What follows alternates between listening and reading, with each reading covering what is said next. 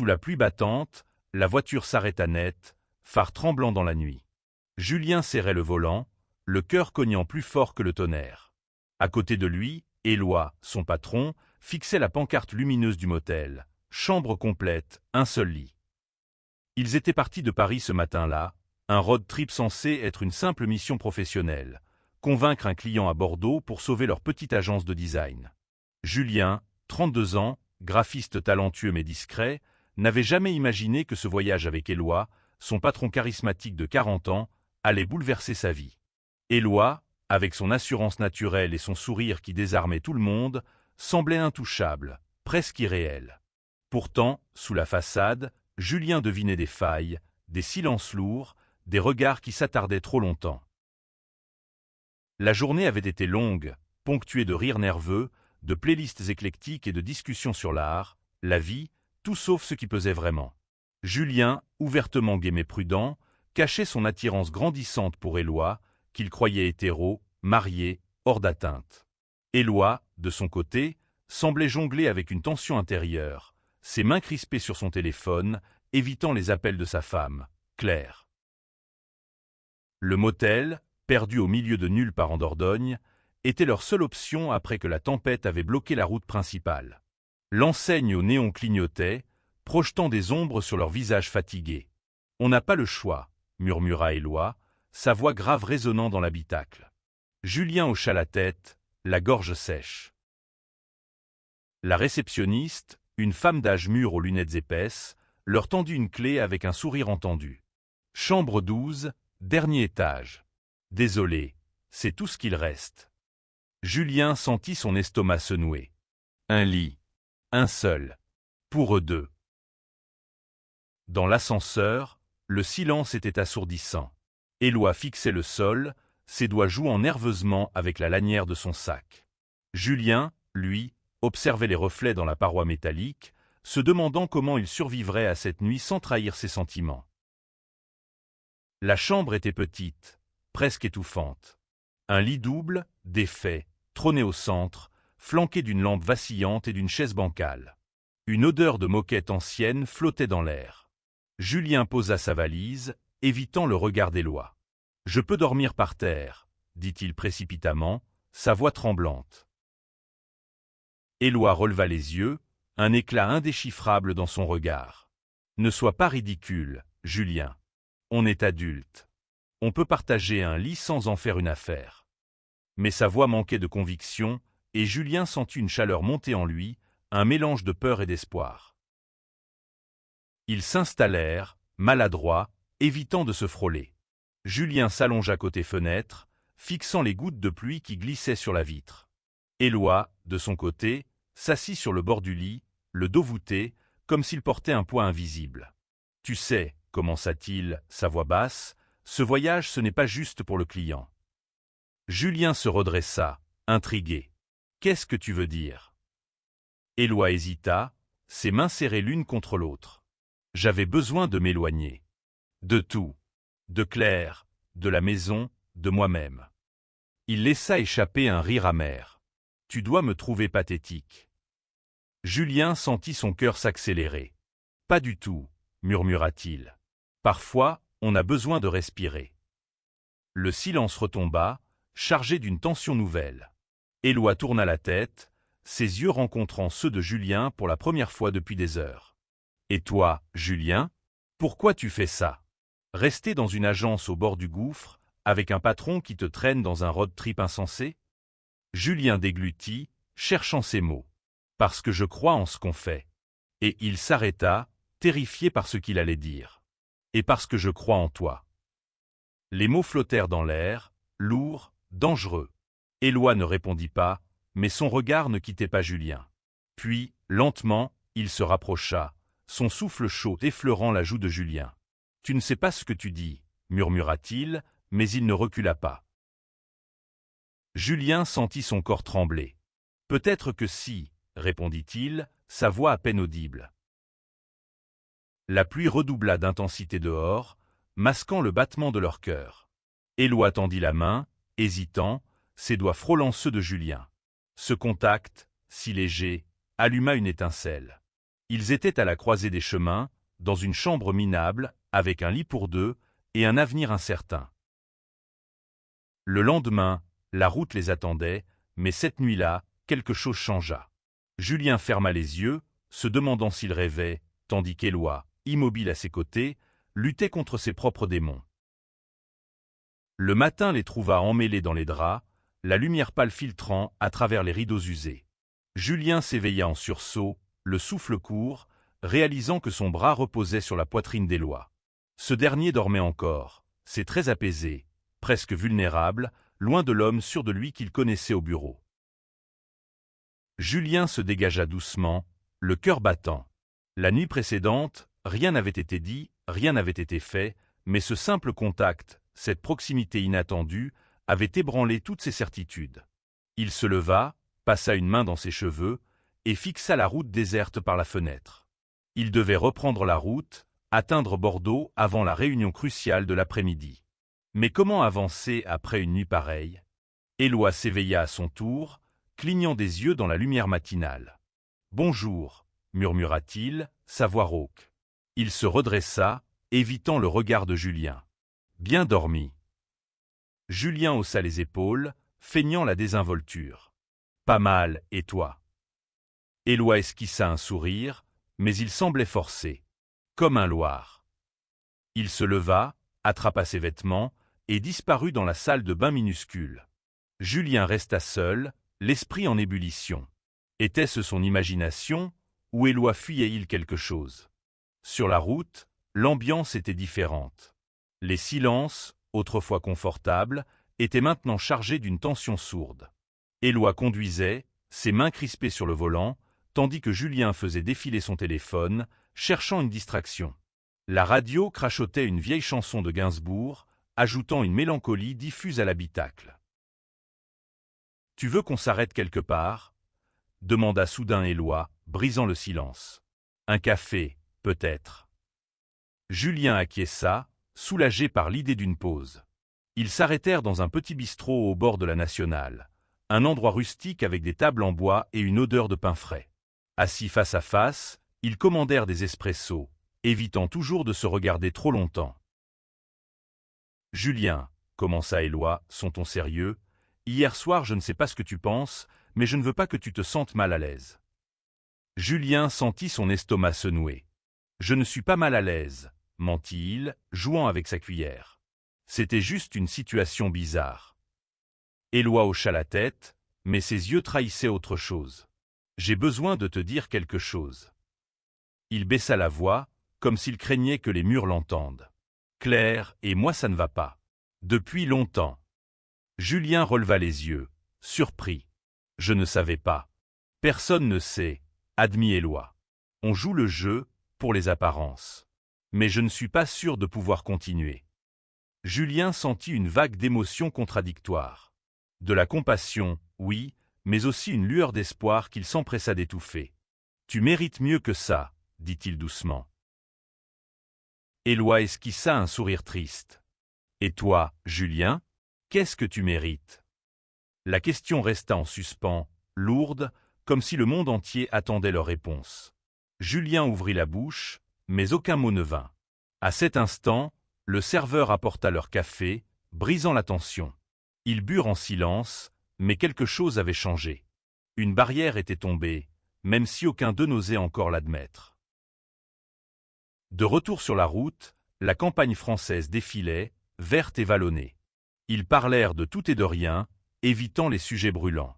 Mais à chaque arrêt, à chaque regard échangé, la tension montait, imperceptible mais inéluctable. À Bordeaux, la réunion avec le client fut un succès. Éloi, avec son charme habituel, décrocha le contrat, et Julien impressionna par ses idées novatrices. Ils célébrèrent dans un petit restaurant, un verre de vin rouge à la main, riant comme des amis de longue date. Mais sous la table, leurs genoux se frôlèrent, et aucun ne recula.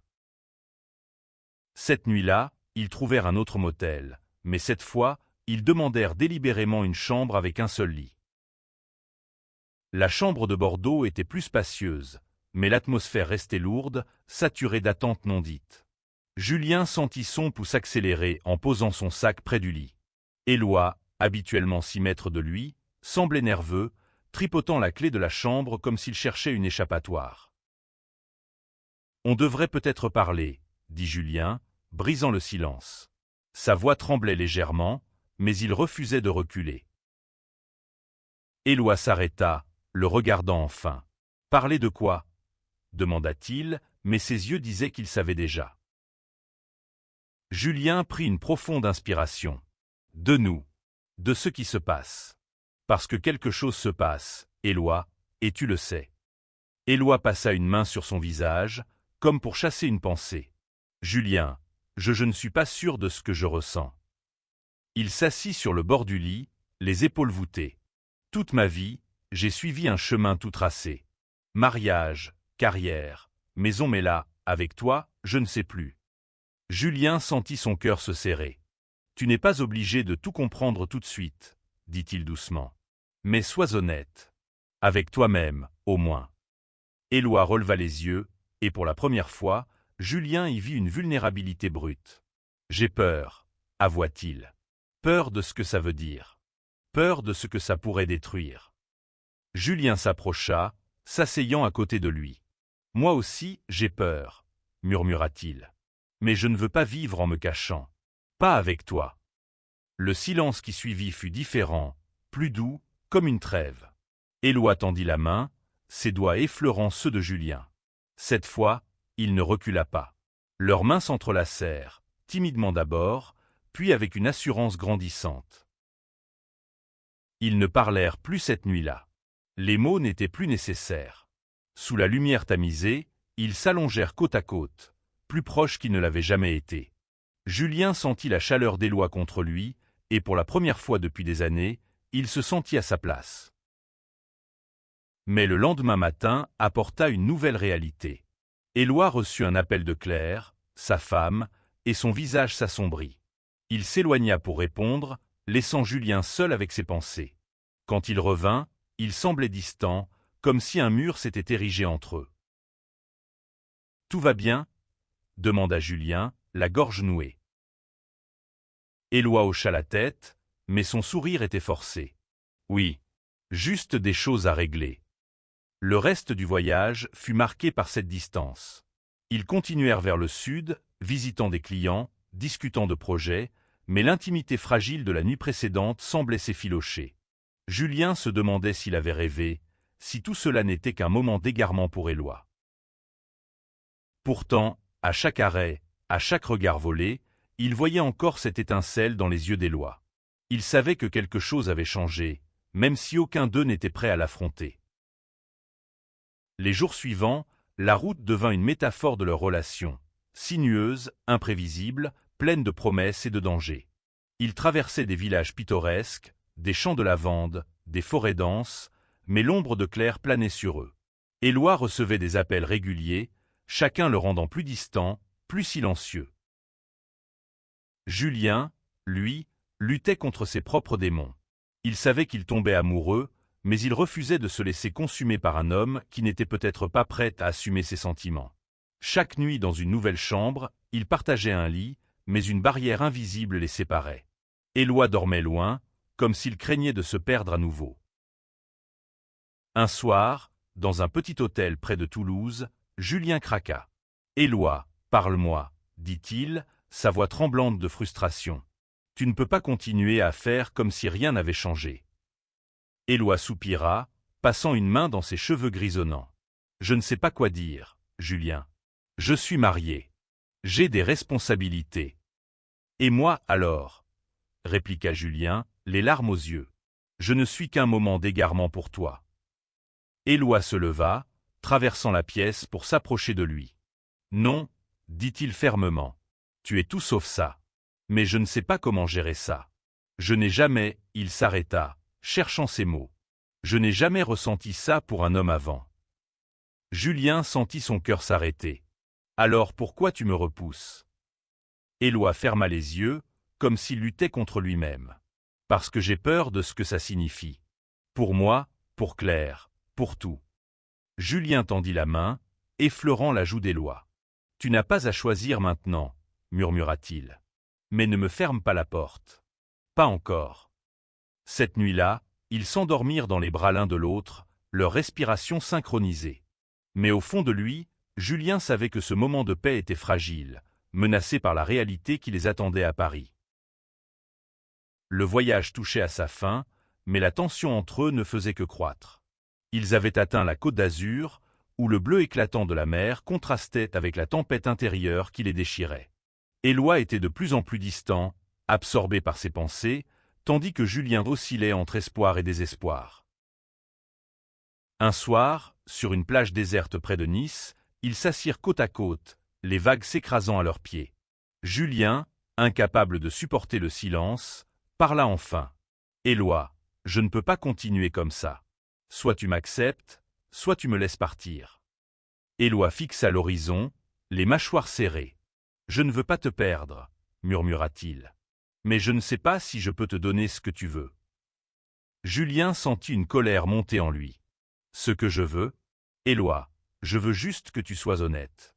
Avec toi-même, avec moi. » Éloi tourna la tête, ses yeux brillants de larmes contenues. « Et si je ne sais pas qui je suis ?» Julien posa une main sur son épaule. « Alors on le découvrira ensemble. » Cette nuit-là, pour la première fois, ils s'embrassèrent. Un baiser timide, hésitant, mais chargé d'une émotion brute. Sous les étoiles, loin du monde, ils se laissèrent aller, oubliant pour un instant les conséquences. Mais le retour à Paris approchait, et avec lui, la réalité. Éloi devait affronter Claire, son mariage, ses choix. Julien, lui, devait décider s'il pouvait continuer à aimer un homme qui n'était peut-être pas prêt à l'aimer en retour. Le retour à Paris fut un choc. La ville, avec son bruit et son agitation, semblait étrangère après les routes tranquilles de la campagne. Éloi était redevenu le patron distant, concentré sur l'agence, tandis que Julien luttait pour retrouver sa place dans une routine qui lui semblait désormais vide. Un soir, après une longue journée de travail, Éloi invita Julien chez lui. Claire était absente, en voyage d'affaires. La maison, élégante mais froide, reflétait la vie qu'Éloi avait construite, parfaite en apparence, mais vide de chaleur. Ils s'assirent dans le salon, un verre de vin à la main. « Je vais parler à Claire, » dit soudain Éloi, brisant le silence. « Je ne peux plus continuer comme ça. » Julien sentit son cœur s'accélérer. « Qu'est-ce que tu vas lui dire ?» Éloi haussa les épaules, un sourire triste aux lèvres. « La vérité, que je ne suis plus l'homme qu'elle a épousé, que je ressens quelque chose pour toi. » Julien resta sans voix, partagé entre l'espoir et la peur. « Et après ?» Éloi s'approcha, prenant son visage entre ses mains. « Après, on verra. Ensemble. » Ils passèrent la nuit ensemble, pour la première fois sans la barrière d'un motel ou d'une route déserte. Mais au matin, Claire rentra plus tôt que prévu, et tout bascula. Claire se tenait dans l'embrasure de la porte, son visage figé par le choc. Julien, encore à moitié endormi, sentit la panique l'envahir. Éloi, lui, se leva d'un bond, cherchant des mots qui ne venaient pas. « Claire, je peux tout expliquer, » commença-t-il, mais sa voix tremblait. « Expliquer quoi ?» cria-t-elle, les larmes aux yeux. « Que tu m'as menti, que tu m'as trahi. » Julien voulut disparaître, mais il resta, immobile, tandis que Claire et Éloi se déchiraient. Elles parlaient de leur mariage, de leurs années ensemble, de tout ce qu'ils avaient construit. Éloi, lui, parlait de son mal-être, de sa quête d'identité, de ce qu'il avait découvert avec Julien. Finalement, Claire partit, claquant la porte derrière elle. Éloi s'effondra sur le canapé, le visage dans les mains. Julien s'approcha, posant une main sur son épaule. « Je suis désolé, » murmura-t-il. Éloi releva les yeux, brisé mais déterminé. « Non, ne sois pas désolé. C'était inévitable. » Les jours suivants furent un tourbillon. Éloi et Claire entamèrent une séparation, un processus douloureux mais nécessaire. Julien, de son côté, luttait avec sa culpabilité, se demandant s'il avait brisé une famille ou libéré un homme. Mais à travers la douleur, une lueur d'espoir persistait. Éloi et Julien continuaient à se voir, à parler, à construire quelque chose de nouveau. Ce n'était pas parfait, mais c'était réel. Un an plus tard, Julien et Éloi se tenaient sur un pont surplombant la Seine, les lumières de Paris scintillant autour d'eux. Leur relation n'avait pas été facile. Les regards des approbateurs, les murmures au bureau, la douleur de Claire qui refaisait surface à chaque rencontre. Mais ils avaient tenu bon, apprenant à naviguer dans ce monde nouveau, ensemble. Éloi avait quitté l'agence pour lancer sa propre entreprise, un projet audacieux qui reflétait sa nouvelle liberté. Julien, toujours à ses côtés, avait trouvé sa propre voie, non seulement comme graphiste, mais comme partenaire, comme amant, comme égal. « Tu sais, » dit Éloi, serrant la main de Julien, « ce road trip a tout changé. » Julien sourit, le vent frais caressant son visage. « Un seul lit, » murmura-t-il, riant doucement. Éloi éclata de rire, un son libre, joyeux. Le meilleur accident de ma vie. Ils s'embrassèrent sous les étoiles, indifférents aux passants, au monde. Leur histoire n'était pas un conte de fées, mais elle était la leur, imparfaite, humaine et profondément belle. Car au bout du compte, l'amour, quel qu'il soit, valait la peine d'être vécu.